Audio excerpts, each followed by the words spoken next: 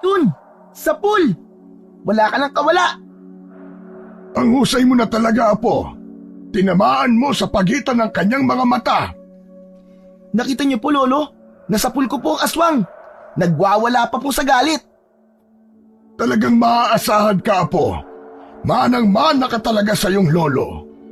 Siyempre po, idol ko po kayo eh. Sigurado ako, Apo, na magiging mahusay kang manunugis ng mga aswang balang araw.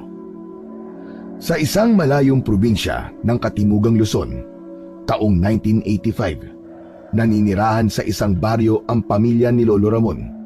Mahigit 10 taon na rin silang naninirahan sa lugar na yon na kung tawagin ay Baryo Makahoy. Tinawag na Makahoy ang naturang baryo dahil na rin sa matataas na puno na dito'y tumutubo. Maraming kwento tungkol sa baryong ito na naging kuta raw ng mga hukbalahap nung panahon ng Hapon. Sagana sa mga prutas at mga ligaw na hayop ang kagubatan sa Baryo Makahoy. Pagsasaka at pangangaso ang pangunahing ikinabubuhay ng mga naninirahan dito. Nang dumating ang pamilya ni Lolo Ramon sa baryo ay tahimik ito.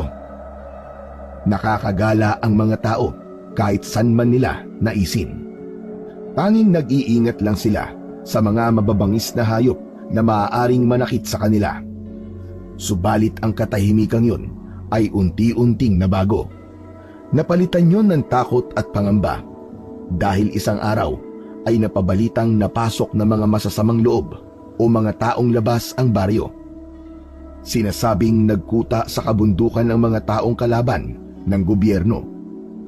Kaya kumalat ang balita na pinamumugaran ng mga tulisan ang kabundukan.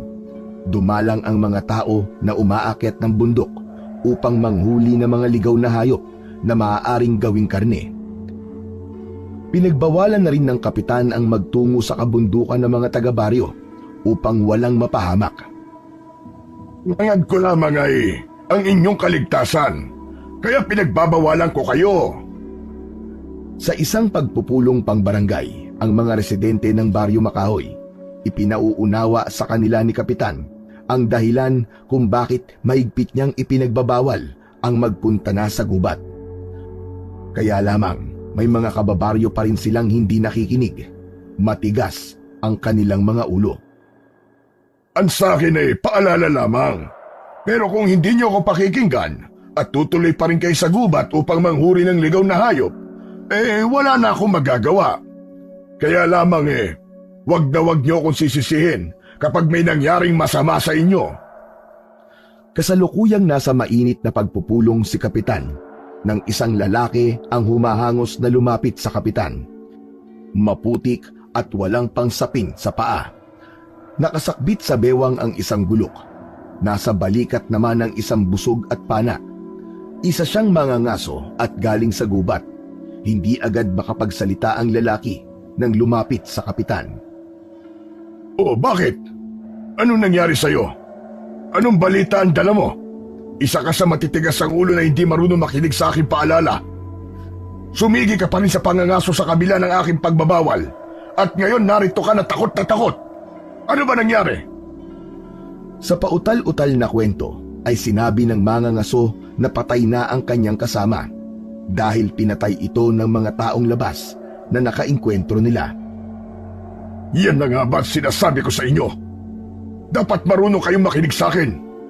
Ako ang kapitan dito, pero hindi niyo ako pinakikinggan. Hindi niyo na ako ginalang. Humingi ng dispensa ang kausap ni Kapitan, subalit nagpatuloy ito sa kanyang pagkikwento. Hindi inaasahan ng Kapitan, maging ng mga tao sa pagpupulong, ang sunod nitong sinabi. Anong sabi mo?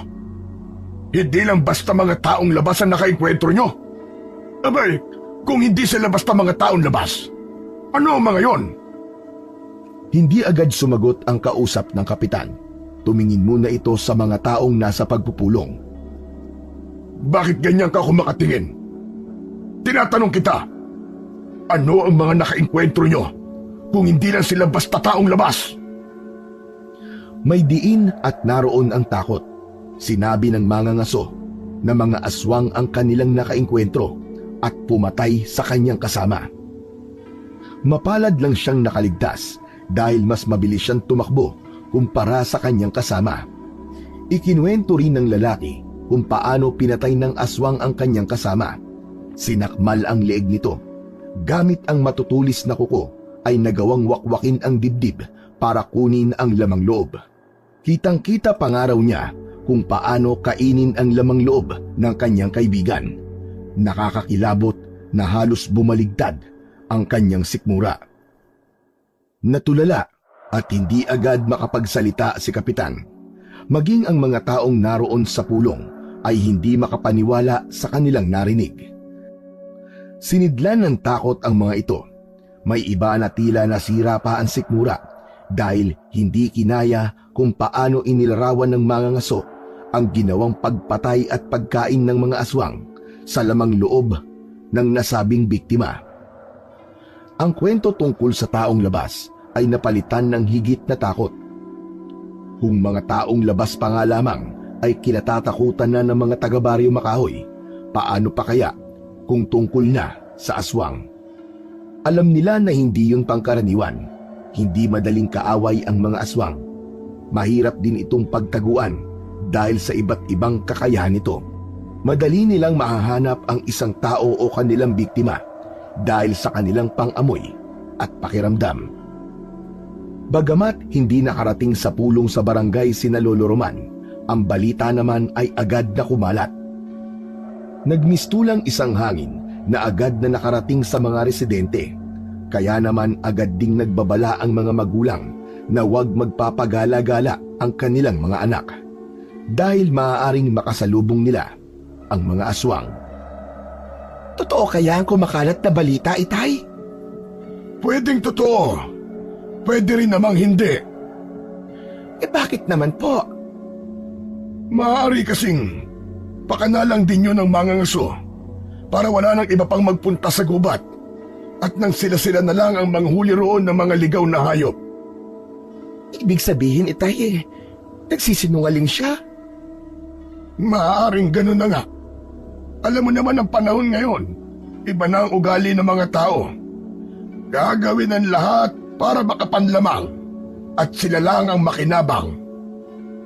Kung sa bagay, Itay, tama ka po dyan. May mga taong ang gusto lang nila ay sila lang ang makinabang. Mga swapang. Tama ka, Marta.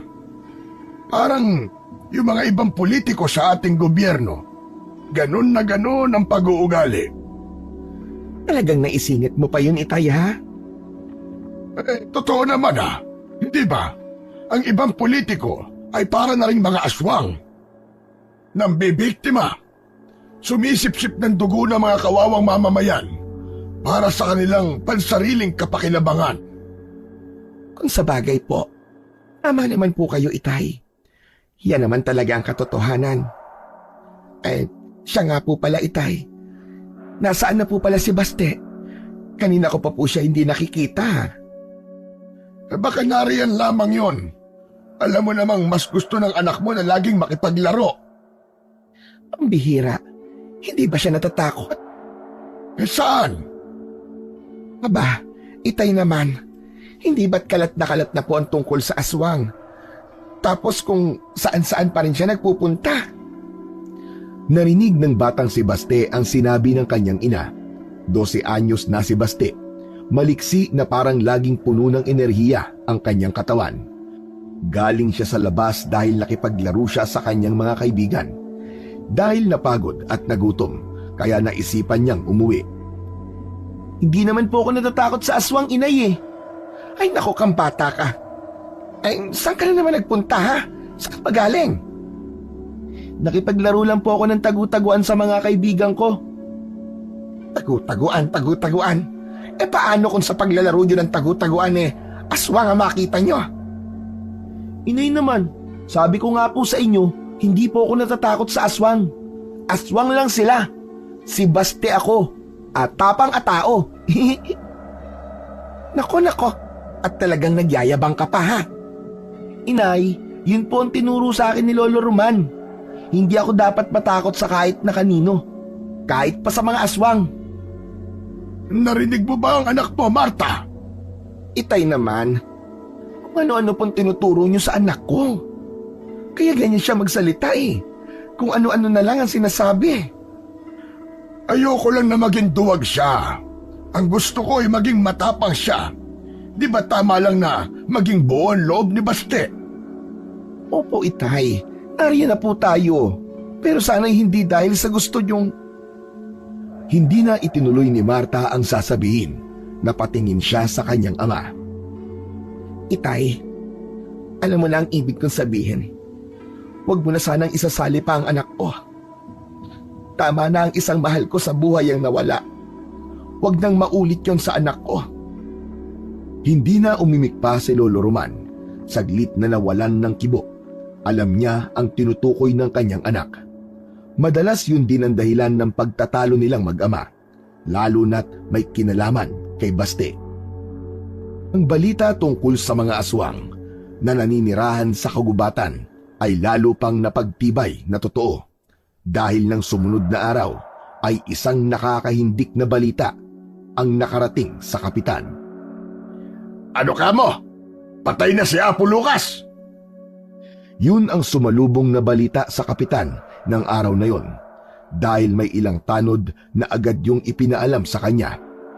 Kilala sa baryo Makahoy si Apo Lucas dahil isa itong albularyo.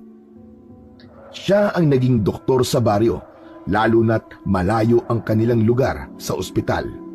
Hindi lang pagpapagaling ng iba't ibang sakit ang kayang gawin ni Apo Lucas. Nagpapaanak din siya. Kaya din niyang magpalayas ng masamang espiritu. Maraming kayang gawin si Apo Lucas, kaya malaking kawalan siya sa baryo. Pinatay pala ng halimaw si Apo Lucas. Nakakalungkot na balita. Ayon sa mga tanod na nagbalita, ay wakwak ang dibdib ng albularyo. Wala na itong lamang loob. Ubus din ang dugo sa katawan. Isa lang ang pinaniniwalaan nilang gagawa ng ganong karumal-dumal na pagpatay. Kagagawa nito ng aswang. Hindi makapapayag si kapitan na may mga tao pang mapapahamak kung hahayaan niyang masundan pa ang ganong pangyayari. Isa lang ang naiisip niyang paraan. Yun ay ang masugpo na ang paghahasik ng lagim na pinaniniwalaang kagagawan ng mga aswang. Kaya naman agad na sinadya ng kapitan ang bahay ni Lolo Roman. Magandang araw po sa inyo, Tata Roman. Abay, napasyal ka, Kapitan. Ano ba ang atin? Napakahalaga po na sadya ko sa inyo. Ramdam ko yung Kapitan. Dahil hindi ka magsasayang ng oras na pumunta dito sa bahay ko para lamang sa wala. Alam ko pong kayo lang ang bukod tanging makakatulong, Tata Roman. Mas maigi sigurong magpahanda na ako ng kape. Masarap mag-usap habang nagkakape. Tinawag ni Lolo Roman ang apo nitong si Baste, na kasalukuyang nakikipaglaro sa kanyang alagang aso na si Agimat. Bakit Pulo? Sabihin mo sa inay mo na ipagtimpla kami ni Kapitan ng kape dahil may pag-uusapan kami. May gatas po ba o wala? Wala! Okay po. Nakalimutan ko. Tinanong ko pa si Lolo kung magtitimpla ako ng kaping walang gatas. Wala naman talaga kaming gatas. Hoy, naririnig kita! Umiral na naman ang kalokohan mong bata ka. Sige na, sabihin mo na sa inay mo. Pumasok na ng bahay si Baste para sabihin sa kanyang ina ang utos ng lolo. Ang laki na pala ni Baste. At napakabibong bata pa, bukod sa napakaliksipan niya. Tata Roman, marahil ay dilingid sa inyo ang tungkol sa nangyayari dito sa ating baryo ngayon. Oo, Kapitan. Nababalitaan ko ngayon. May mga namamatay at sinasabing kagagawan nga daw ng mga aswang. Noong una, sinasabing pinamumugaran ng tulisan ng kabundukan na siyang kinatatakutan ng mga taga rito. Pero ngayon, sinasabing pinamumugaran na ng aswang ang kabundukan. Hindi kaya ang mga tulisan ang saring mga aswang? Saglit na natahimik ang kapitan. Alam niyang may punto ang sinabi ng matandang kausap. Tama ka, Tata Roman. Maaaring ganun nga. Kung ganon, anong maitutulong ko, Kapitan? Retiradong sundalo kayo at sanay sa gubat. Isa pa, alam ko ang pagiging manunugis nyo. Naikwento nyo na yun sa akin dati dahil hindi lang mga taong labas ang nakakainkwentro nyo nung sundalo pa kayo at nadistino sa Mindanao, kundi maging mga aswang at iba pang kampo ng dilim ay nakakalaban nyo. Talaga po, Lolo Roman? Totoo po ba yung sinasabi ni Kapitan? Halos sabay na napalingon sa gawing likuran sina Kapitan at Lolo Roman. Nakabalik at nakalapit na pala sa kinauupuan nilang putol na kahoy ang batang si Baste. Kaya narinig niya ang mga sinabi ng Kapitan. Hindi nakapagsalita ang matanda sa kanyang apo, kundi napatingin na lang siya. Wow! Ang astig niyo po pala, Lolo Roman, ha? Ngayon ko lang po nalaman yun. Apo, gumagawa lang ng kwento si Kapitan. Hindi ba, Kapitan? Tata Roman, gusto niyo po ba akong gawing sinungaling sa harap ng apo niyo? Lolo, kayo ha? Hindi niyo pa kinikwento sa akin yun, ha? Gustong-gusto ko pa namang makinig sa mga kwento niyo nung sundalo pa kayo. Yung pakikipaglaban niyo po sa mga masasamang tao. Kasi po, Lolo, pangarap ko rin po maging sundalo gaya niyo paglaki ko. Di po ba si tatay naging pulis naman? Apo, yun nga lang maaga siyang kinuha. Ipinagbubuntis ka pa lang ng inay mo, ay namatay na kagad siya. Aba, kung ganun pala nasa dugo niyo talaga ang pagiging opisyal, Tata Roman. Kaya po, magsusundalo rin po ako. O kaya pulis, paglaki ko po. Apo, bumalik ka na muna sa loob ng bahay. Sige na, doon ka na sa inay mo. Akin na yung kapeng dala mo. Ito po ang kape niyo, Lolo. Pero Lo, gusto ko pa pong marinig ang pag-uusapan niyo ni Kapitan eh. Apo, usapang pangmatanda ito. Di ba sabi sa'yo ng inay mo, hindi ka dapat sumasali sa usapan ng mga matatanda? Pero Lolo, sabi po kasi ng ibang taong nakakausap ko, para daw po ako matanda kung magsalita eh. Kaya pwede ko pong pakinggan ang pag-uusap niyo. Baste, hindi ka lang pala matanda kung mag-isip, kundi para ka ring abogado. Yung prutas po ba yon? Baste, hindi yun ang tinutukoy ko. Hindi abogado. Abogado, lawyer, yung tagapagtanggol. Attorney, hindi abogado. Kasi po katunog eh. Sige na po, mag-usap na po kayo ni Lolo at dito na lang po muna ako. Makikinig lang po ako sa inyo. Apo, sige na. Huwag na sanang mapilit. Hindi pa rin umalis sa pagkakaupo si Baste.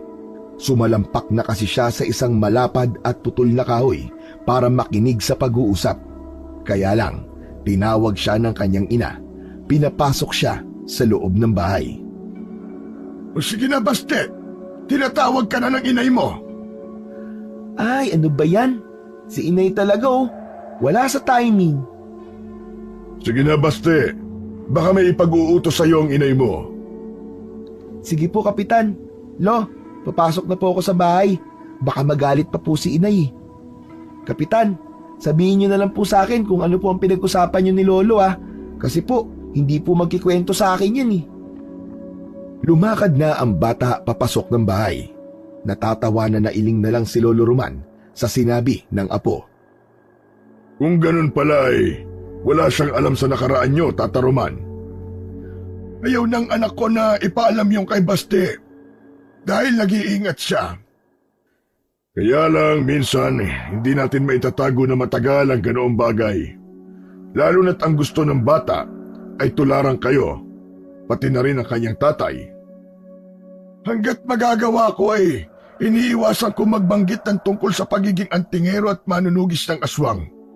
Dahil yun ang maigpit na bilin at pakiusap ng anak kong si Marta. Kung gano'n Tata Roman, paano mo kami matutulungan kung ayaw niyong malaman yun ni Baste Tata Roman, kailangan ng baryo ang tulong mo. Hindi lang ito para sa mga residente, kundi maging sa pamilya mo. Lahat tayo ay nasa panganib ang buhay dahil anumang oras ay maaaring sumalakay ang mga aswang. Kung grupo sila na nagkakanlong sa kagubatan, tiyak maraming tao silang mapapatay. Hindi natin alam na baka nagpapalakas lang sila kaya pa isa-isa pa lang ang nagiging biktima. Baka sa ngayon ay nakikiramdam din sila at pag alam na nilang kaya na nilang sumalakay ng magkakasama, ay gulatin na lang tayo. Walang lalaban at pipigil sa kanila. Hindi pa ako makakapagdesisyon sa ngayon, Kapitan. Kailangan kong pag-isipang maigi ang tungkol dito. Umalis si Kapitan na hindi nakuha ang inaasahang sagot mula kay Lolo Roman. Pero hindi siya susuko. Dapat niyang mapapayag ang dating manunugis at antingero dahil siya lang ang tanging makakatulong para mawala ang panganib na nagbabadya sa baryo Makahoy. Naghahanda na ng hapunan si Marta nang banggitin nito ang tungkol sa naging sadya ni Kapitan. Hindi man siya kaharap ng mag-usap sina Kapitan at tatay niya, malinaw sa isip niya ang naging pakay nito. Itay, may napag-usapan na tayo. Kaya alam kong di kayo papayag. Wala pa akong sinasabi kay Kapitan. Pero alam ko, Itay, di niya kayo titigilan. Ang inaalala ko lang, Marta, ay ang kaligtasan natin. Ibig niyong sabihin, Tama si Kapitan. Maging ang buhay natin ay malalagay sa panganib. ibig niyo bang sabihin, Itay, papayag kayo sa gustong mangyari ni Kapitan? Kung para sa kaligtasan natin, oo. Itay, namatay ang asawa ko nang dahil sa pagiging manunugis niya. Oo, isa siyang pulis. Pero hindi lang masasamang loob ang nakakalaban niya, kundi iba't ibang uri ng kampo ng kadiliman. Iba't ibang lahi ng aswang. May manananggal, may aswang na malakit, aswang na gabunan, tik-tik, manananggal at kung ano-ano pa. Dahil sa mga halimaw na yan, maaga akong nawalan ng asawa. Hindi na nga nakita pa ni Baste ang kanyang tatay dahil nasa sinapupunan ko pa lamang siya nang mawala ang asawa ko. Namatay siya dahil tinupad niya ang tungkulin niya bilang manunugis at isang alagad ng batas. Ang nakakalungkot nga lang sa kanyang huling enkwentro sa mga kampo ng dilim, napahamak siya. Maging ang bangkay niya ay hindi na nakita pa. Matindi ang galit ng mga aswang sa pagiging manunugis ng asawa mo. Kaya pati bangkay niya ay itinago nila at hindi na ipinakita sa atin. Kaya nga magpahanggang sa ngayon, Itay, napakasakit pa rin para sa akin. Kung di dahil sa pagkumbinsi niyo sa kanya na maging manunugis, baka buhay pa sana siya ngayon. Sinisisi mo na naman ba ako? Hindi naman sa sinisisi ko kayo, Itay. Di ko lang maiwasang isipin yon na ang pagiging manunugis niya ang dahilan ng maaga niyang pagkawala. Matagal na panahon nang nakalipas yun, Marta. Alam ko po, Itay. Pero ngayon nakikita ko kay Baste ang interes niya sa mga bagay na dating ginagawa ng kanyang tatay. Ayokong yun din ang landas sa tahakin niya na magiging dahilan para siya naman ang maagang mawala. Bakit ba ganyan ang iniisip mo? Hindi magkakapareho ang kapalaran ng isang tao. Nag-iingat lamang ako, Itay. Mahirap na. Marta, iba ang kapalaran ni Baste. Itay, walang pwedeng magsabi nun. Kaya nakikiusap po ko sa inyo. Huwag niyong hahayaan na magka-interes siya sa gawaing ikinakatakot ko. Malalim na ang gabi, ngunit gising pa rin si Lolo Roman dahil di pa rin maalis sa isip niya ang napag-usapan nila ng kapitan ng baryo at maging ang pakiusap sa kanya ng anak niyang si Marta. Tutol ang anak na balikan ni Lolo Roman ang maging isang manunugis at makaimpluwensya yon kay Baste. Hindi pa dinadalaw ng antok ang matanda. Tatayo sana siya para manubig dahil sa tawag ng kalikasan nang marinig niya na nagsalita ang apo. Yan, sige. Tama sa yan. Wala kang kawala. Dapat sa'yo alisan ang mga kuko. Nako, si Bastillo na. Alam niyang natutulog ang apo, kaya sinilip niya ito sa higaan. Naroon ito at natutulog, subalit nagsasalita. Nananaginip lang pala ang apo ko. Ay, Diyos ko, nasobrahan ng laro. Ako ang harapin mo, aswang. Hindi ako natatakot sa'yo. Nagulat si Lolo Roman sa sunod na sinabi ng apo na nananaginip at nagsasalita. May kalabang aswang si Baste sa kanyang panaginip. Mamamatay ka, kampo ng kadiliman. Patatahibikin ka ng mahabang baril na hawak ko. Bang! Bang! Patay! Sa pool! Kala mo patay ka ngayong aswang ka. Bihira talaga itong si Baste. Hanggang sa panaginip, ang pakikipaglaban sa aswang ang napapanaginipan niya. Malakas ang hatak ng aking pagiging manunugis. Dahil hanggang sa panaginip ipinakikita yon sa aking apo. Ang tungkol sa panaginip ni Baste ay ikinuwento ni Lolo Roman sa kanyang anak. Tinimulan niyo po kasi itay Kaya ngayon, hanggang sa panaginip bit-bit ni Bastion. Napakinggan niya kasi kay Kapitan. Yun na nga po itay. Hindi po kasi kayo nag-iingat. Pero kung yun ang kapalaran ng apo ko, abay wala tayo magagawa, Marta. Kahit na ano pa po ang sabihin niyo, ayoko pa rin. Hindi ako papayag na maging manunugi si Baste. Ibang buhay ang pangarap ko para sa kanya. Lumipas ang mga araw, wala pa ring nabubuong desisyon si Lolo Roman. Alam niyang sa susunod na araw ay babalikan siya ng kapitan at aalamin ang kanyang desisyon. Wala noon ang mag-inang Marta at Baste.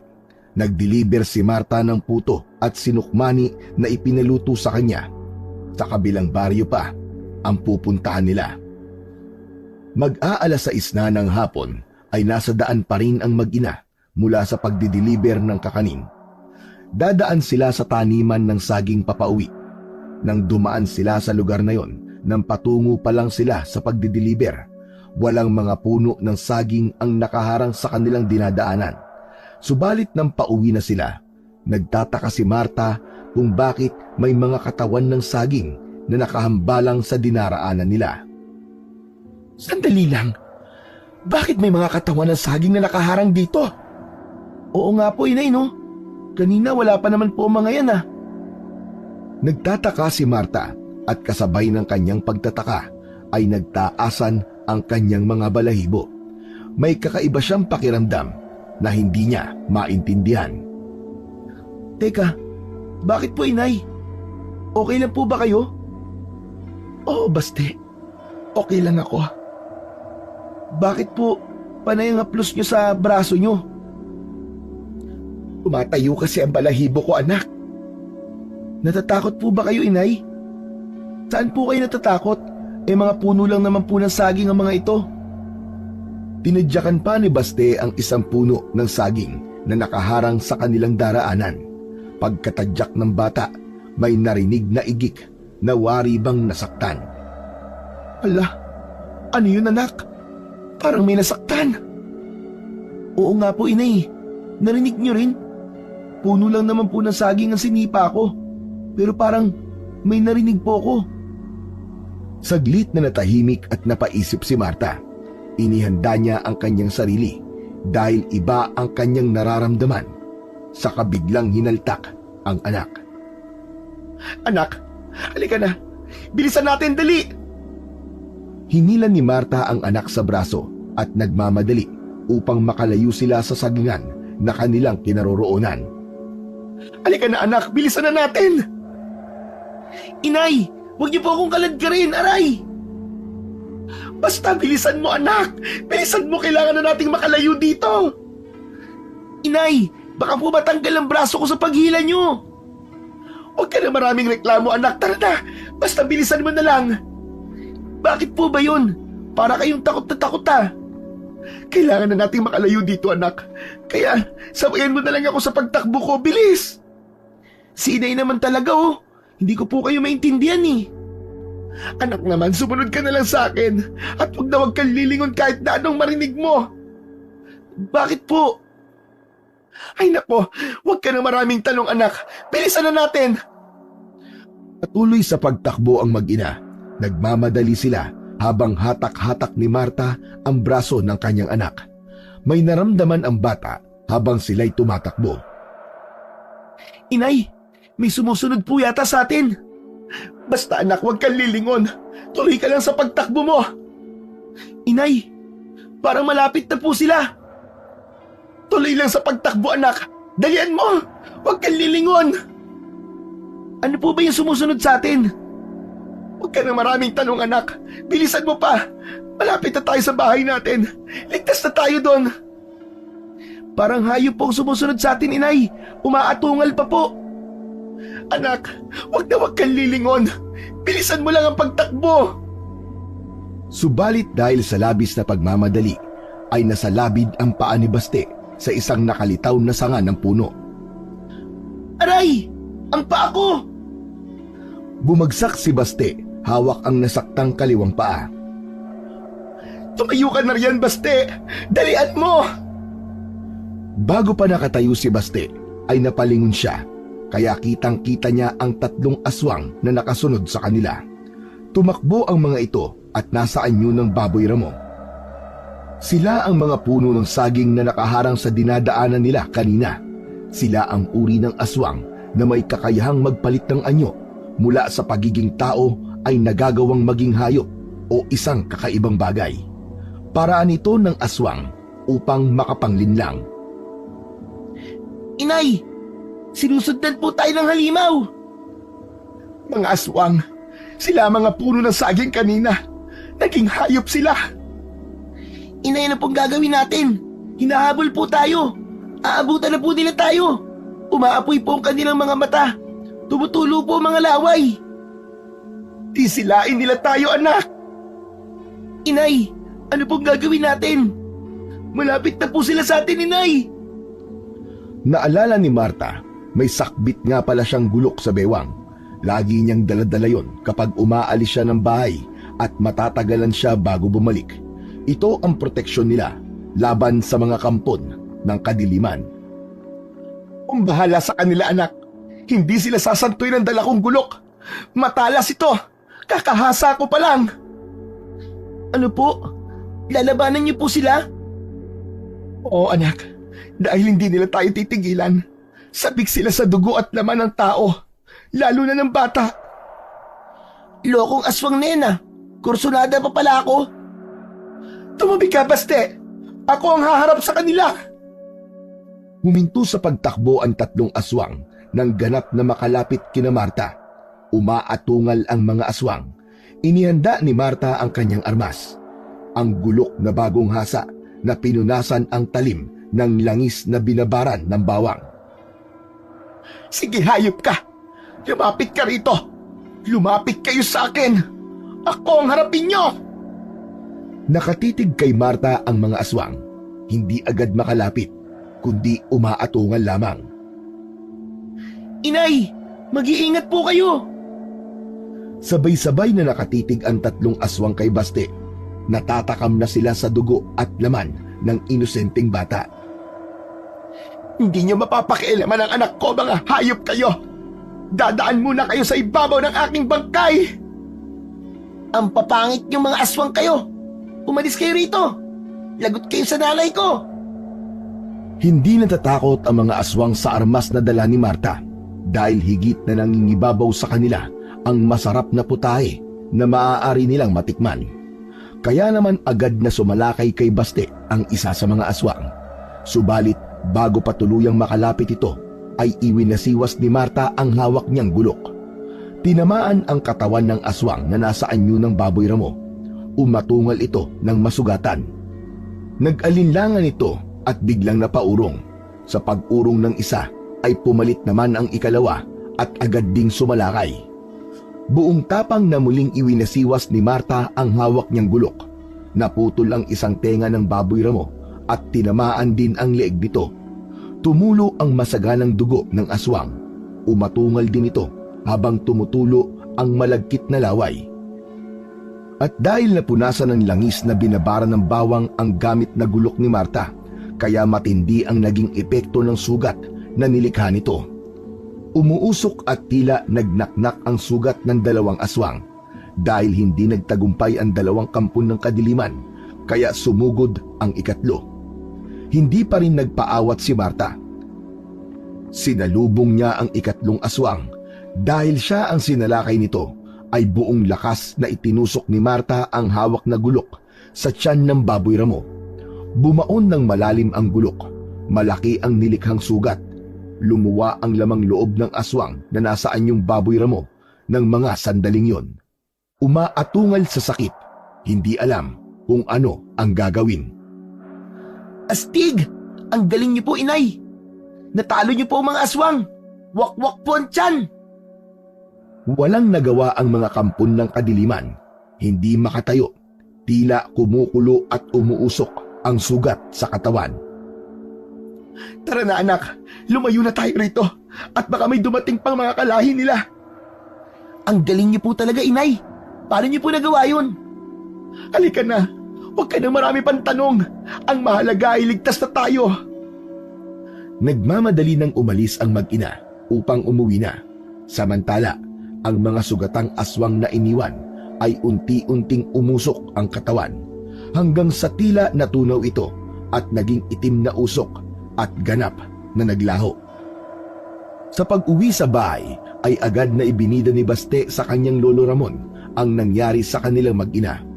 May kasama pang aksyon na nagkikwento ang bata kung paano pinatay at nilabanan ng kanyang ina ang mga aswang. Grabe, lo!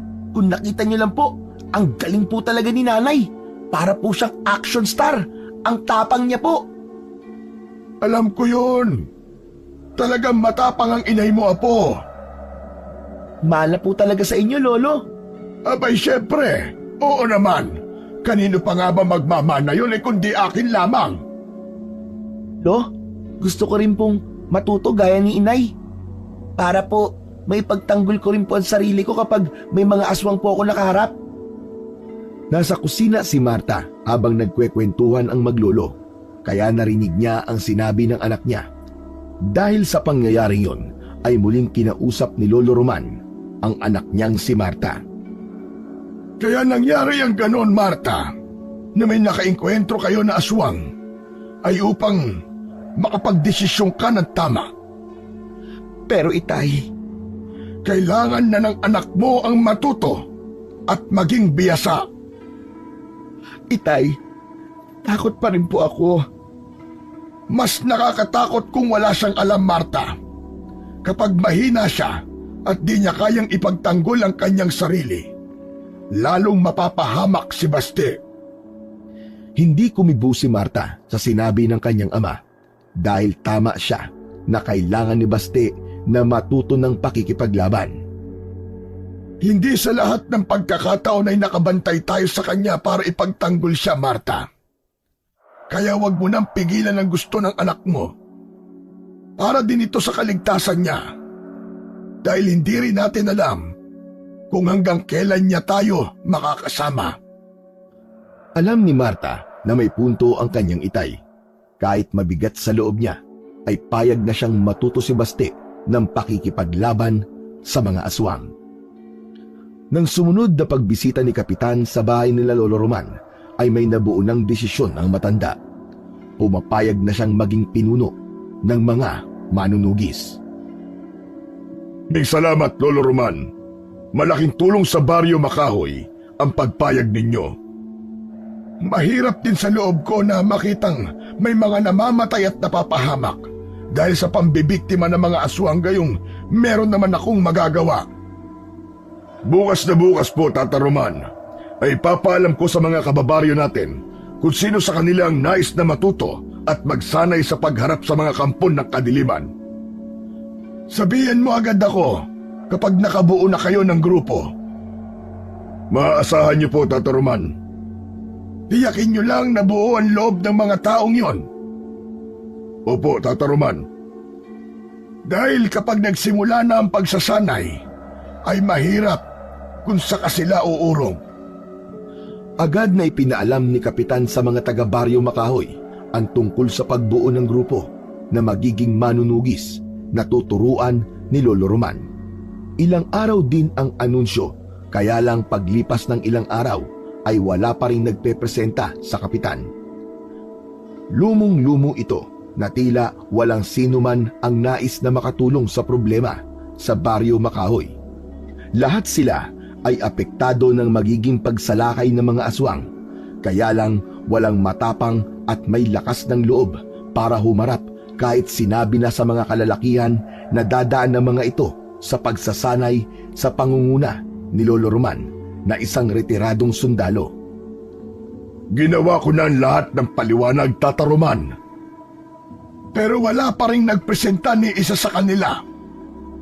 Sa palagay ko, Tata Roman, mga naduduwag lamang sila. Mukhang inurungan ng mga lawit ang mga kalalakihan dito sa Baryo Makahoy. Hindi ko nga po alam, Tata Roman, kung kailan higit na kailangan ng tulong at lakas nila, saka pa sila natatakot. Kung sa bagay, Kapitan, naiintindihan ko rin sila. Hindi madali ang makipaglaban sa mga kampon ng kadiliman. Tata Roman, kung wala magpipresenta, paano kung nag-iisa lamang kayo? Ako po! Ako na lang po ang tuturuan ni Lolo Roman. Sasamahan ko po siya. Biglang sumingit sa usapan si Baste na kanina pa nakikiusyoso at nakikinig sa pag-uusap ng kanyang lolo at di kapitan. Buti pa ang apo mo, Tata Roman. Matapang. Buo ang loob kahit bata pa. Alam niyo po kasi, Kapitan, gusto ko po maging katulad ni na tatay at lolo. Kaya lang napakabata mo pa, Baste. Okay lang po yung Kapitan. Kaya ko po yun. Saka tuturuan naman po ako ni Lolo eh. Ang inay nga po, mahusay din sa pakikipaglaban sa mga aswang eh. Kasi tinuruan po ni Lolo. Teka, nakaenkwentro ng aswang si Marta? Oo, Kapitan. Tama ang narinig mo. Pero, Kapitan, wala pong sinabi ang mga aswang. Napatay po sila ni inay. Ang astig po ni inay kung nakita nyo lang. Ang lakas at ang tapang po niya. Pinagtataga niya po yung mga baboy ramo. Ayun. Wakwak po ang mga tiyan nila. Aba, talagang nasa dugo nyo nga ang pagiging manunugis. Huwag kang mag-alala, Kapitan. Sige na, ako nang bahala. Kung walang mga taga-baryo ang gustong maging manunugis, kami na ng apo ko ang bahala roon. Seryoso ba kayo, Tata Roman? Oo, Kapitan. Hindi ako pwedeng magbiro sa mga ganitong klaseng pagkakataon. Kinabukasan, maaga pa'y kinuha ni Lolo Roman ang isang sako sa silong ng kanilang bahay. Kasama niya ang apong si Baste.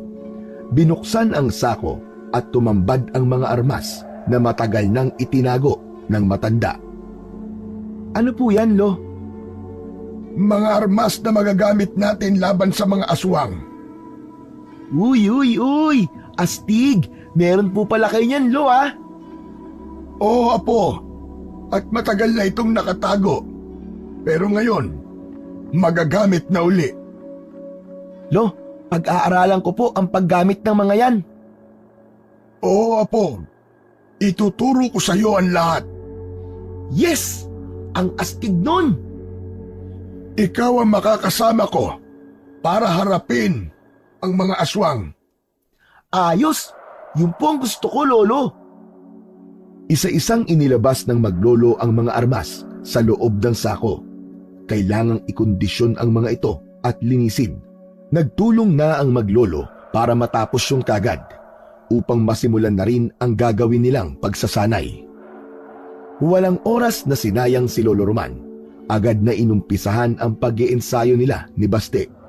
Subalit pagkatapos ng unang araw ng pagsasanay, hindi yun naibigan ni Marta. Itay naman, wala tayong naging usapan na magiging kasama mo siya. Ang sabi niyo ituturuan mo lang siya para sa proteksyon niya. Hindi para makasama niyo nahaharap sa mga aswang. Kaya ng anak mo, Marta. Matapang at buo ang kanyang loob. Pero itay, ang bata pa niya. Aanin ko ang isang nasa tamang edad kung mahina naman ang loob at hindi determinado.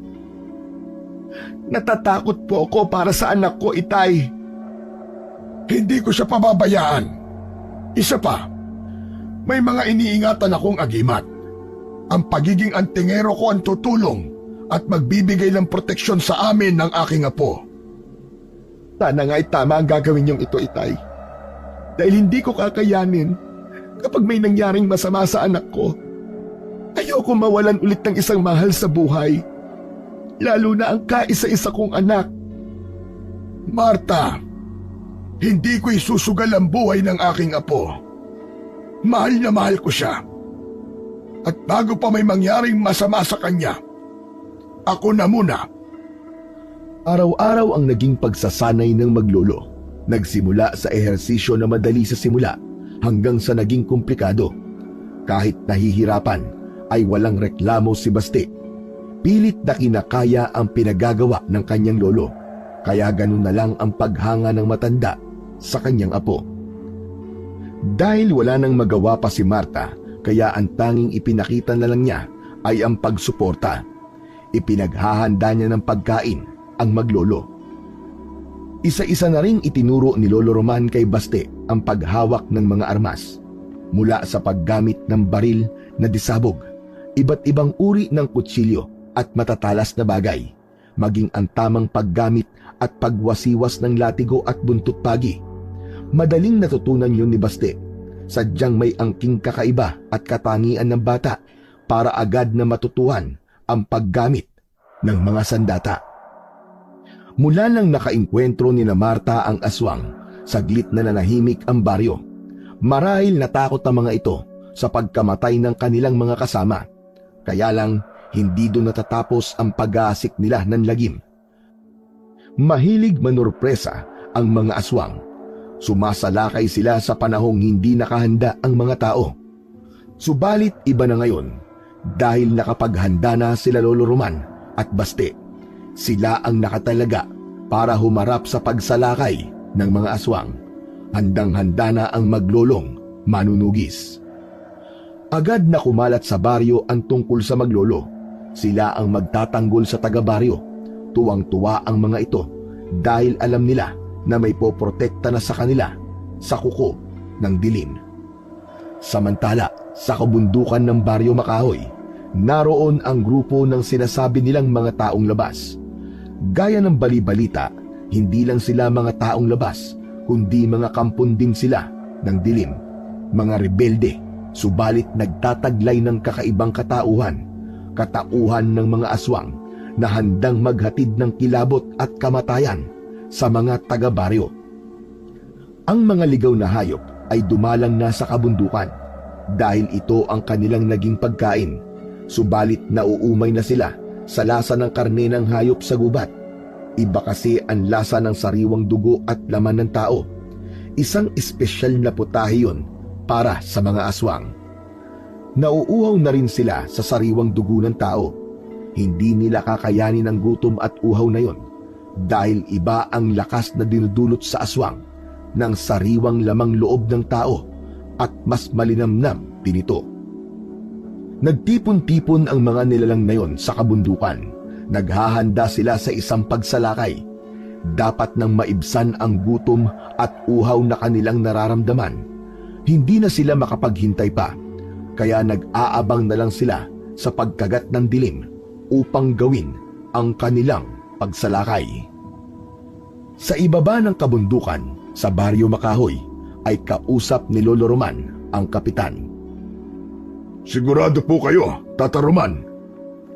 Oo, Kapitan. Dahil hindi maaari magkamali ang pakiramdam ng isang katulad kong antingero. Kung ganun pala anumang oras ay sasalakay na mga aswang?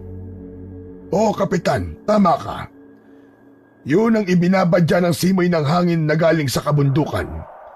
Kakaiba ang amoy na dala ng hangin. Gutom ang mga aswang. Sabik sila sa laman at dugo ng tao. Mabuti pala tapos na kayo sa inyong pagsasanay ng iyong apo. Madaling matuto si Baste, Kapitan. Siguro dahil nasa dugo niya ang pagiging isang manunugis. Nakatulad niyo po, Tata Roman, na isang manunugis. Hanga po talaga ako sa tapang ng apo niyo. Sa halip na matakot sa maaari niyang harapin, abay, parang nasisiyahan pa siya at nasasabik. Nakatangian ng isang manunugis, Kapitan. Ang kagustuang lipulin ang mga kampo ng dilim sa halip na matakot. Pagkatapos makipag-usap ni Lolo Roman kay Kapitan, ay umuwi na ito para sa paghahanda nila ng kanyang apo.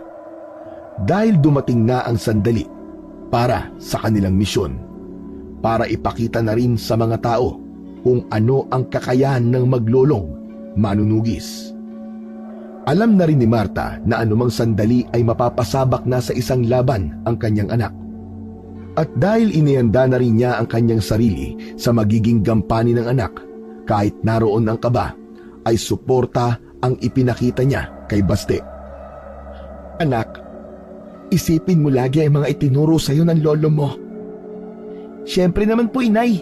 Lahat po ng itinuro sa akin ni Lolo, lalo na po ang paggamit ng iba't ibang sandata na gagamitin sa paglaban sa mga aswang. Tinandaan ko po lahat yun. Mag-iingat ka, anak, ha? At huwag kang lalayo sa lolo mo.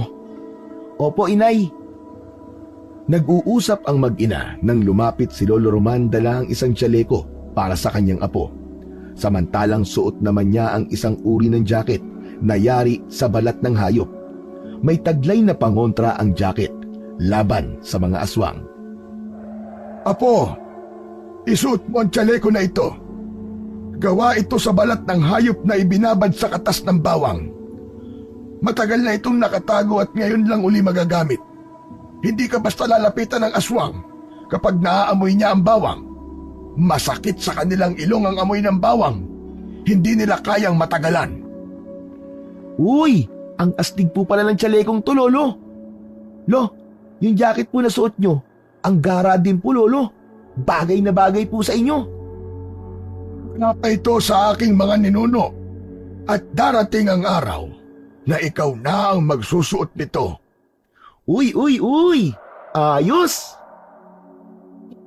Halika, hawakan mo ito.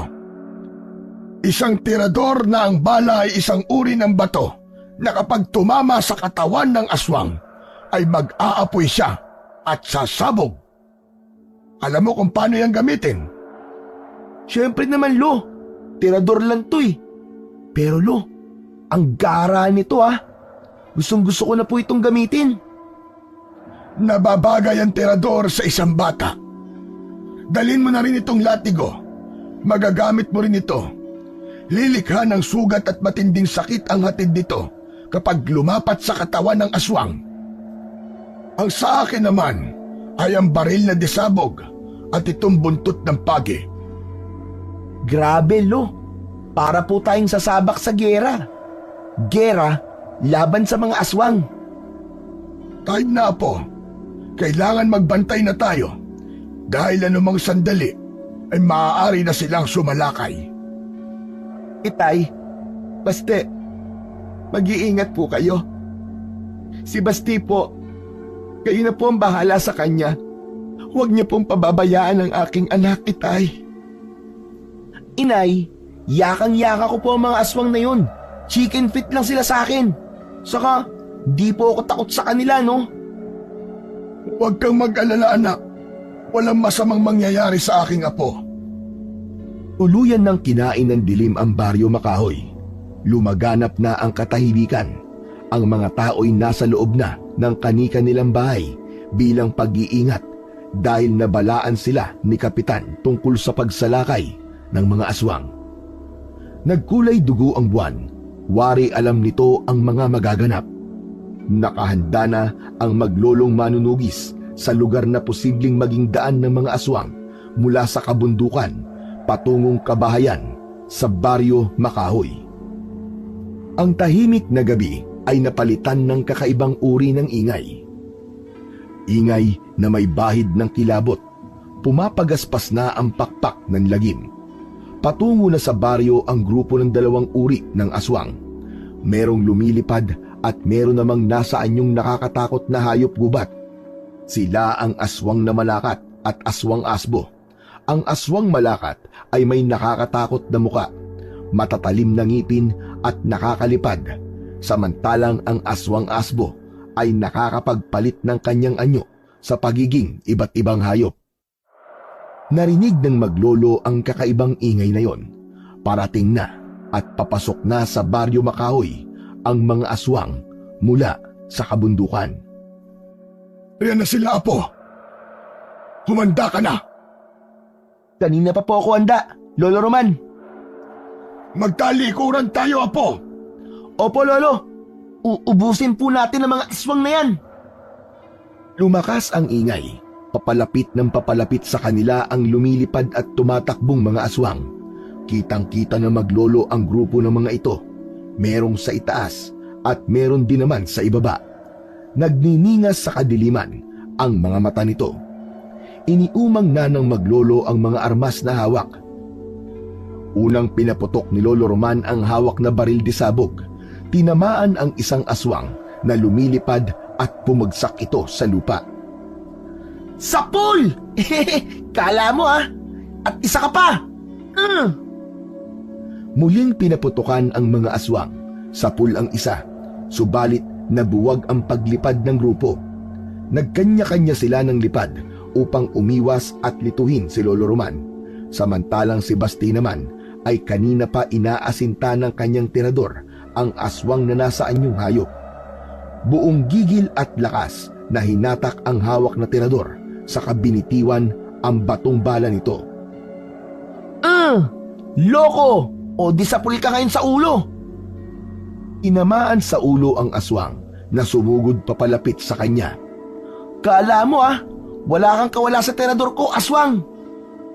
Kala mo di nagkikisay ka ngayon tapos tumihaya ka pang aswang ka. Dahil sa tama ng tirador ko sa'yo. Ano? Umusok ang kanyang katawan, Sumambulat na siya. Wala na! Patay ka na ngayon, aswang!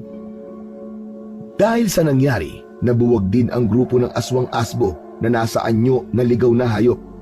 Nagkanya-kanya ng takbo upang umiwas sa tiyak na kamatayan. Apo, nabubulabog na sila!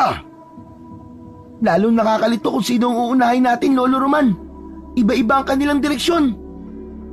Kung sino ang lalapit sa atin, siyang uunahin. Halika, sumunod ka sa akin, Apo. Patungo na sila sa mga kabahayan. Susundan natin sila. Opo, Lolo. Nasa likod niyo lang po ako. Nauna nang tumakbo si Lolo Roman dahil alam niyang nakasunod lang sa kanya ang kanyang apo. Mabilis ang bawat kilos ng matanda. Hindi mababakas sa kanya ang pagiging mahina sa kabila ng kanyang edad. Tuloy sa pagtakbo si Lolo Roman upang barilin ang lumilipad na aswang. Saglit na huminto upang tingnan ang apo na alam niya ay nasa kanyang likuran. Apo, dito tayo! Bilis! Subalit walang sagot na narinig si Lolo Roman. Lumingon siya para hanapin ang kanyang apo na si Basti. Wala ang kanyang apo sa kanyang likuran. Walang Basti na nakasunod sa kanya. Nawawala ang kanyang apo. Kaliwat kanan na lumingon ang matanda. Wala talaga ang bata. Agad na kinabahan si Lolo Roman. Hindi pwedeng may mangyaring masama sa kanyang apo. Lolo! Lolo Roman! Napapitlag ang matanda nang marinig ang boses ng kanyang apo. Mula sa itaas ang boses nito. Napatingala si Lolo Roman. Ganun na lang ang kanyang pagkasindak. Ang apo ko! Tangay ng lumilipad na aswang! Hindi! Lolo Roman! Tinangay ako ng aswang! Tulungan niyo ako! Nagtaka si Lolo Roman kung bakit natangay ito ng aswang na lumilipad gayong suot ng apo ang ibinigay niyang tsaleko. Takot ang aswang sa amoy ng bawang. Naalala niya na matagal na nga pala itong nakatago. Maraming taon na rin itong hindi nagagamit, kaya ang katas at amoy ng bawang na nasa tsaleko marahil ay wala ng bisa dahil sa tagal ng pagkakatago. Nakalimutan niyang magkatas ng bawang at ilagay sa tsaleko bago ipasuot sa kanyang apo. Inilipad papalayo ng aswang si Baste. Hindi maaaring pabayaan ni Lolo Roman ang apo. Patakbo niyang sinundan habang tangay ng aswang. Humaharang naman sa dinaraanan niya ang ibang aswang na nasa anyong hayop. Kaya bawat makasalubong niya ay agad niyang pinapaputukan. Bumubulagta ang bawat tamaan nun, sadyang napakahusay bumaril ni Lolo Roman. Samantala, habang tangay si Baste ng aswang na lumilipad, pilit naman niyang inaalis ang pagkakahawak nito sa kanya. Nagpupumiglas ang bata. Hindi niya alam kung saan siya dadalhin. Posibleng gawin siyang pagkain ng kampon ng kadiliman. Hindi ako papayag na gawin mo akong hapunan, hayop ka! Kailangan akong makawala sa'yo! Bitiwan mo ako! Tuloy lang sa pagkampay ang lumilipad na aswang habang tangay si Baste. Subalit nasa ganoong mang kalagayan ay mababa ka sa bata ang katapangan. Hindi ito kakikitaan ng takot. Buong buo ang kanyang loob. Alam ko na! Ang latigo na binigay sa akin ni Lolo na nakasabit sa bewang ko, magagamit ko yun! Humanda ka ngayon sa aking pangiki ka! Matutulungan ako ng latigo ko! Habang inililipad ng aswang si Baste, ay pilit naman niyang hinahagilap sa kanyang bewang ang latigo. Yun ang makakatulong sa kanya. Sa wakas, ay nahagilap din ni Baste ang latigo. Humanda ka! Nahawakan ko na ang latigo ko! Ngayon naman, gagawin ko ang itinuro sa akin ni Lolo Roman kung paano to gamitin! Habang nasa itaas at inililipad siya ng aswang, ay iwinasiwas niya ang latigo. Inikot niya ng ilang ulit sa hangin. Kumuha ng buwelo kung paano ito isasabid sa leeg ng lumilipad na aswang. Hanggang sa magawa niya ngang isilo ang latigo sa leeg ng aswang na tumangay sa kanya. Hinila niya ito at humigpit ang pagkakasilo sa aswang. Nasakal ang aswang na naging dahilan upang lumabas ang mahabang dila nun. Hindi binitiwan ni Baste ang latigo. Pagkos, lalo pa niyang hinigpitan ito. Sakal na ang aswang, kaya wala na ring direksyon ang paglipad dito. O ano ka ngayong aswang na paniki ka, ha? Wala ka lang kawala ngayon. Hindi ka na ngayon makakahinga. Maigpit ang pagkakasakal sa nitong latigong hawak ko na nakapalupot sa leeg mo. Mamamatay ka ng aswang ka. Dahil sa nanghihina na ang aswang, ay dahan-dahan na itong bumaba sa lupa. Nang nasa ibaba na ang aswang, nagmamadaling lumayo rito si Baste. Inalis niya ang latigo na nakaikot sa leeg ng kampon ng kadiliman. Hawak-hawak pa rin ng aswang ang kanyang leeg. Hirap sa paghinga. Nagwawala ito dahil sobrang nasaktan. Nag-iwan ng sugat ang pagkakapulupot ng latigo sa leeg nito. Upang matiyak na mamamatay na ang aswang, ay inasinta na ito ni Baste gamit ang kanyang tirador. Subalit bago pa niya pakawalan ng bala ng kanyang tirador, ay sumabog na ang katawan ng aswang. Ang kanyang Lolo Roman ang bumaril sa kampon ng kadiliman. Kanina pa ito nakasunod sa kanya habang tangay siya ng aswang upang tiyakin ang kanyang kaligtasan. Lolo! Nagmamadaling lumapit sa kanya si Lolo Roman. Ganun na lang ang pag-aalala. Ayos ka lang ba, apo ko? Opo, Lolo. Ayos lang po ako.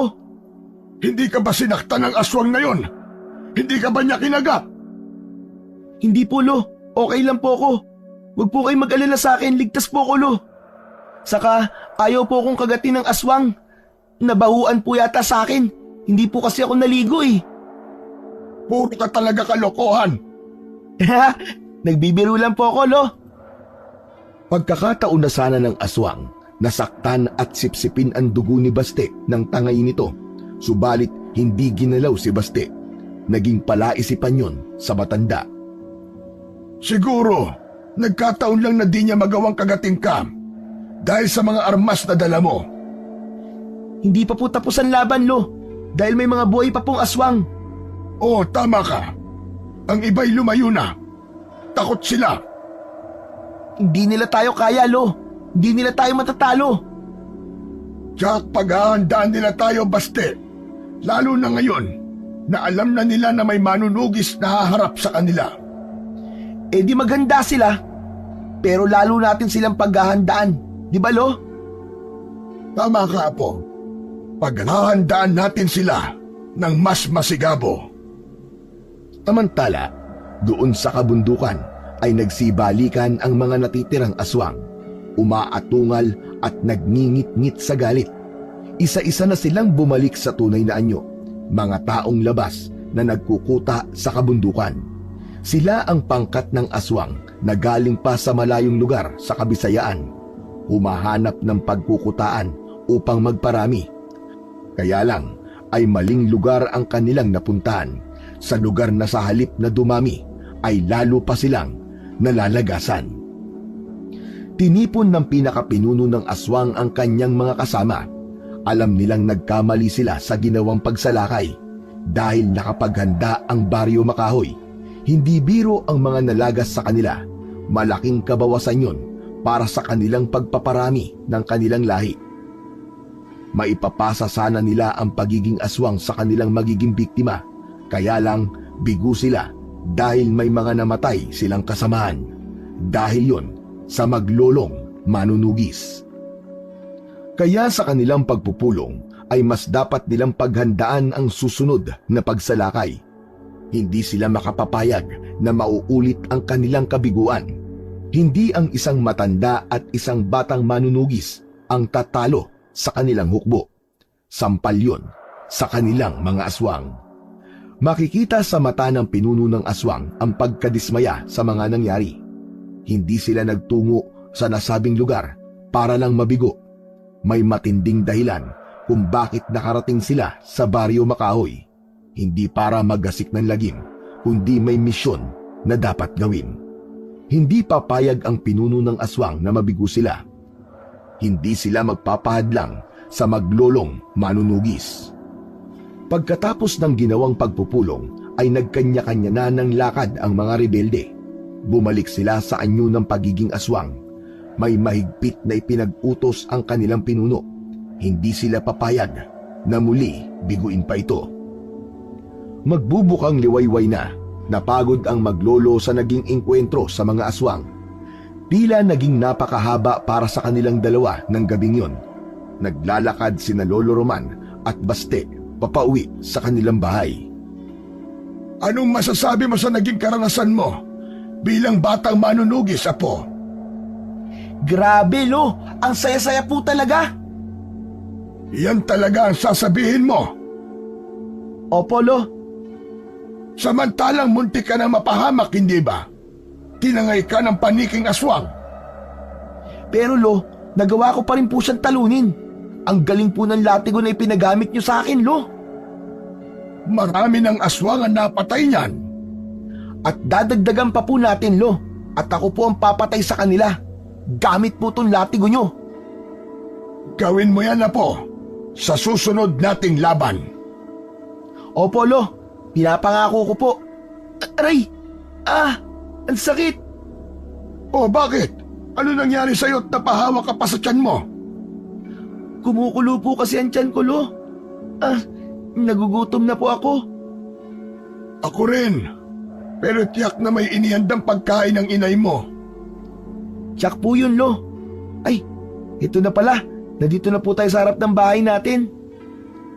Patakbong pumasok ng bahay si Baste upang magkwento sa kanyang ina. Nay! Nay! Andito na po kami ni Lolo Roman. Walang sumagot. Iginala ni Baste ang paningin sa kabuuan ng bahay. Hindi pa rin niya nakita ang kanyang ina. Tumakbo papunta sa silid, pero wala roon ang kanyang ina na si Marta. Wala pa rin dito sa kwarto niya si Inay. Patakbong lumabas ng kwarto si Baste. Lo, wala po rito sa bahay si Inay. Imposibleng umalis siya. Hindi siya aalis hanggat wala tayo. Lolo, Tingnan niyo po ang kusina. Nagkalat ang mga gamit. Hindi maganda ito, Apo. Bakit po, Lolo? Iba rin ang naamoy ng matandang lalaki. Masangsang sa ilong ang kakaibang amoy na naiwan sa loob ng bahay. Hindi ito maaari. Hindi siya pwedeng makuha. Lo, bakit po? Nasaan po ba si inay? Sino pong kumuha sa kanya? Tinangay siya ng aswang, Apo. Nagpunta sila rito. Lolo, hindi pwede yun. Hanapin po natin si inay. Baka kung ano pong gawin sa kanya ng mga aswang. Tayo na po, Lo. Hanapin natin si inay. Doon sa kagubatan, sabi nila, doon po nagkukuta ang mga aswang. Baka doon po nila dinala si inay. Bagamat tiyak ni Lolo Roman na aswang ang tumangay sa kanyang anak na si Marta, subalit palaisipan dito kung bakit tinangay lang sa halip na patayin at kainin ang laman. Ibig sabihin, may ibang pakay ang aswang sa kanyang anak. Posibleng gawing alay ito kapag magsasagawa ng seremonyas. O kaya naman, napapailing na lang si Lolo Roman. Ayaw niyang isipin kung ano pa ang gagawin ng mga aswang kay Marta. Lo, hanapin po natin si inay. Tayo na po, Lolo Roman. Oo, Apo. Hahanapin natin ang inay mo. Hindi ako papayag na may mangyaring masama sa kanya. Salbahay talaga ang mga aswang na yun. Kapag nakita ko sila, papatayin ko silang lahat. Nakakapagod ang magdamag na lumipas, subalit ang pagod na naramdaman ng maglolo ay tila nawala.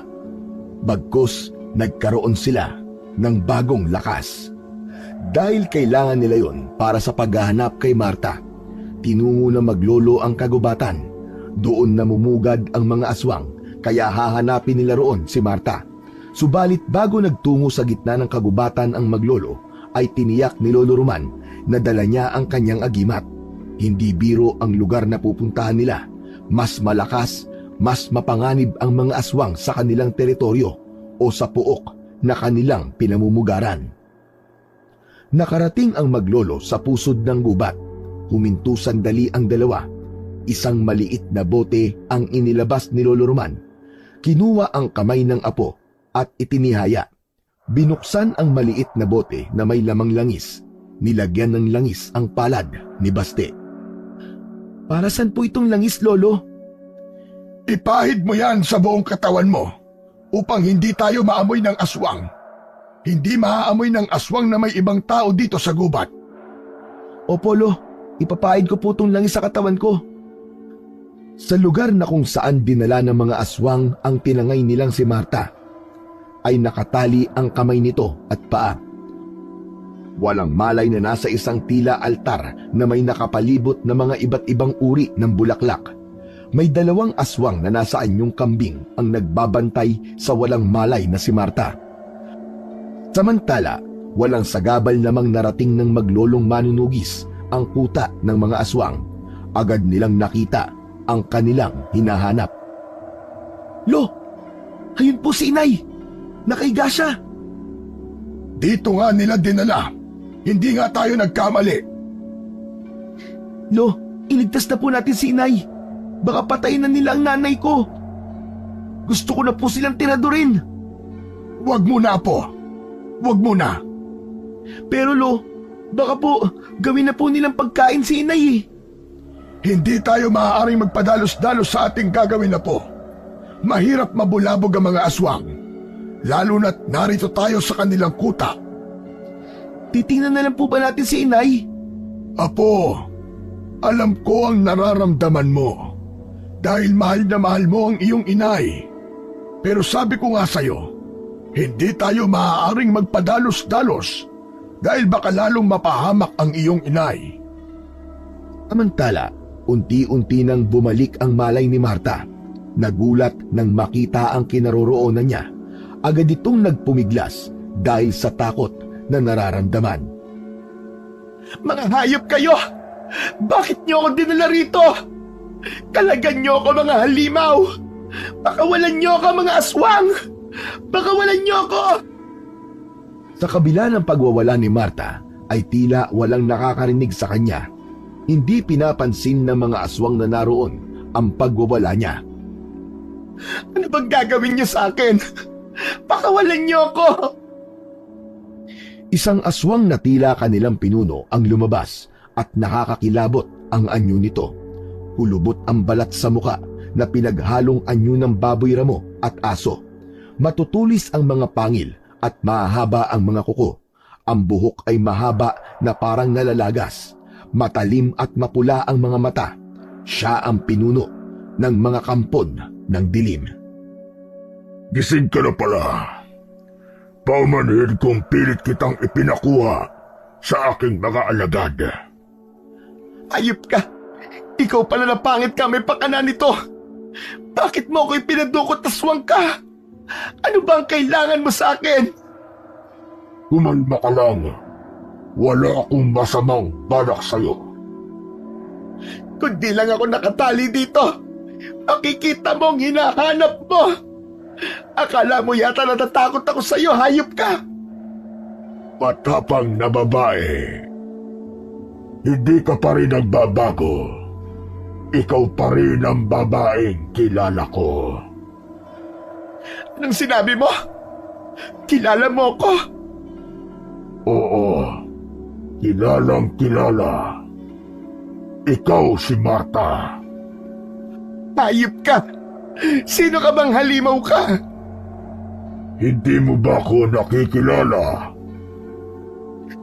Wala akong kilalang aswang. Alam ko, kaya nga magpapakilala ako sa'yo. Unti-unti ay nagbago ang anyo ng lalaking kaharap ni Marta. Mula sa nakakakilabot at nakakapandiring itsura nito ay nagbago ang anyo ng aswang. Naging isang matipuno at guwapong lalaki. Nagulat at nanlaki ang mga mata ni Marta. Hindi makapaniwala sa kanyang nakita. Hindi totoo ito! Hindi totoo ito! Musta ka na, mahal ko? Samuel! Isa kang aswang! Hindi makapaniwala si Marta sa nakitang kaharap dahil yun ang lalaking pinakamamahal niya, si Samuel, ang ama ni Baste na inakala niyang patay na nang mawala ito. Habang nakatingin si Marta sa lalaking kaharap, ang kanyang asawa na inakala niyang patay na, biglang nanariwa at dumaloy sa isip niya ang isang alaala, ang kanilang nakaraan. Masayang masaya ako na magkakaanak na tayo, Marta. Tama ka. Nagbunga na ang pagmamahalan natin, Samuel. Sisikapin ko maging mabuting ama sa kanya, Marta. Pakamamahalin ko siya at gagawin ko ang lahat para protektahan siya. Pakiusap, Samuel. Huwag mo sana kaming iiwan. Bakit ka ganyan magsalita? Iniisip mong iiwan ko kayo na magiging anak natin? Basta, Samuel, natatakot lamang ako. Hindi ko kayo iiwan. Pangako ko yan sa inyo. Doon natapos ang alaalang yun ni Marta. Hindi maaalis sa isipan niya ang naging pangako ni Samuel. Hindi nito natupad yun dahil iniwan sila nito. Nangyari yun nang maisama siya sa isang misyon bilang isang pulis. Nagkaroon ng matinding engkwentro sa mga alagad ng dilim, mga aswang na sumalakay sa isang lugar. Doon na rin nawala si Samuel at inakala niyang patay na. Pagkatapos ng mahigit 10 taon ay nagbalik ito. Nagkita sila, kaya lamang may kakaiba ng katauhan. Hindi ko maintindihan, Samuel. Paano ka naging aswang? Isa kang manunugis. Isa ring alagad ng batas na pumapatay ng mga aswang. Pero ngayon, isa ka na palang aswang. Nangyari ang lahat ng huling engkwentro ko sa mga aswang. Hindi ko sila lahat napatay. Natira ang pinakamalakas sa kanila, ang kanilang lider. Sa aming paglalaban ay nagapi ako. Sa halip na patayin ako, ay pinili niyang buhayin ako upang ipasa sa akin ang kanyang pagiging aswang. Bakit niya ginawa yon?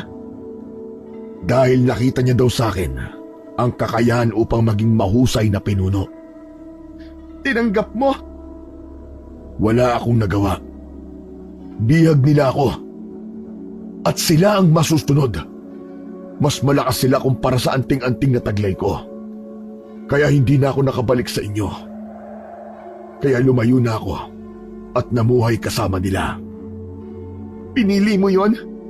Ang lumayo sa amin ng anak natin at yakapin ang pagiging aswang? Marta, hindi mo ko naiintindihan eh. Masakit din para sa akin to. Lumayo ako para wag na kayong madamay pa sa nangyari sa akin.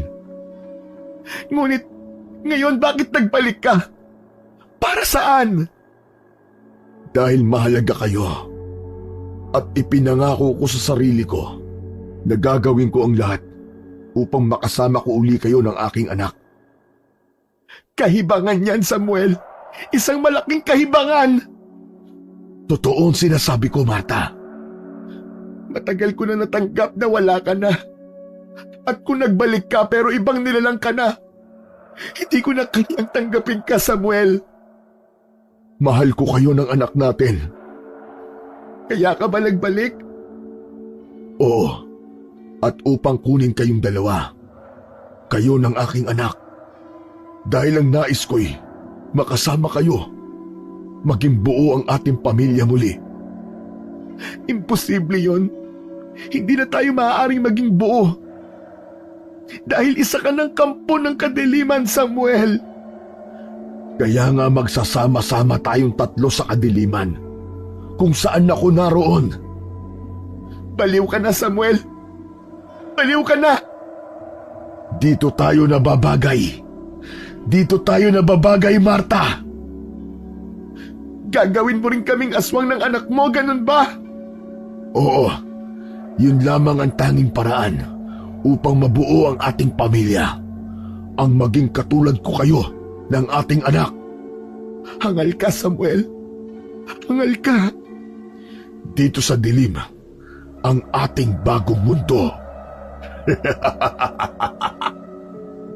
Hindi. Hindi maaari ang gusto mo. Hindi ako makapapayag. Teka, Marta. Ang akala ko ba ay mahal mo ko? Oo, mahal kita, Samuel. Pero hindi ako papayag na maging aswang na tulad mo at idamay mo ang anak natin. Wala ka nang magagawa pa, Marta. Dahil nandito ka na sa aming kuta. Dito, ang mangyayari ay ang nais ko. Ayoko, Samuel. Hindi ako magiging aswang. Ako ang masusunod, Marta. Ayokong maging aswang. Magiging masaya tayo uli, Marta. Magiging masaya tayo. Huwag ka lalapit sa akin. Sabi ko naman sa'yo, diba? Ako ang masusunod. Dinakman ni Samuel ang braso ni Marta. Saka hinawakan nito ang ulo ng asawa. Walang nagawa ang babae dahil nakagapos ang kanyang mga kamay at paa. Bitiwan mo ang ulo ko, Samuel! Ano ba? Bitiwan mo ako! Ngayon, ibuka mo ang iyong bibig. Ayoko! Ayoko! Kailangan maipasa ko sa iyo ang likidong itim at maging katulad na rin kita. At sa susunod, ang anak naman natin. Baliw ka na! Hindi mangyayari ang gusto mo! Demonyo ka! Buksan mo ang bibig mo, Marta. Buksan mo! Ayoko! Huwag nang matigas ang ulo, Marta. Huwag mo na akong pahirapan. Dahil sa pagpupumiglas ni Marta, ay mahigpit na hinawakan ni Samuel ang ulo ni Marta upang mailapat ang kanyang bibig sa bibig ng babae. Yun ang paraan upang maisalin ang itim na likido mula sa kanyang bibig. Subalit bago pa mangyari ang ibig ni Samuel, ay isang malakas na putok ng baril ang umalingaw-ngaw. Sumabog ang ulo ni Samuel, sumambulat ang utak na may mabaho at kakaibang kulay. Galing ang putok na yon sa baril na disabog na hawak ni Baste. Ayos! Tinamaan ko siya! Sabog ang ulo ng lalaki! Baste! Apo! Anong ginawa mo? Naku, pasensya na po kayo, Lolo Roman ha. Pinakailaman ko po tong desabog nyo. Natulala ka po kasi kanina habang nakatingin kay inay at dun sa lalaki. Kaya kinuha ko na po sa inyo tong baril. Ayun, tinamaan ko po siya sa ulo. Sabog ang ulo ng lalaking aswang. Wala na akong magagawa. Wala na. Pinatay mo na siya. Aba, dapat lang na mamatay ang aswang na yun, Lolo. Dahil sa ginagawa niya kay inay. Nakita ko yon, Apo. Sabi ko naman po sa inyo hindi po ako papayag na may gawing masama kay inay ang kahit kasino. Lalo na ang isang aswang. Dahil sa pagkamatay ni Samuel na pinuno ng aswang, ay naligalig ang kuta. Nagwala ang mga aswang na naroon. Handa nilang ipaghiganti ang napatay na pinuno. Naging mabilis naman ang pagkilos ng maglolong manunugis. Isa-isa nilang inasinta ang naglipa ng aswang sa gubat. Maging si Marta ay tumulong na rin sa maglolo. Sama-sama nilang ginawa ang lahat upang lipulin ang mga aswang na namamahay sa gubat ng baryo Makahoy.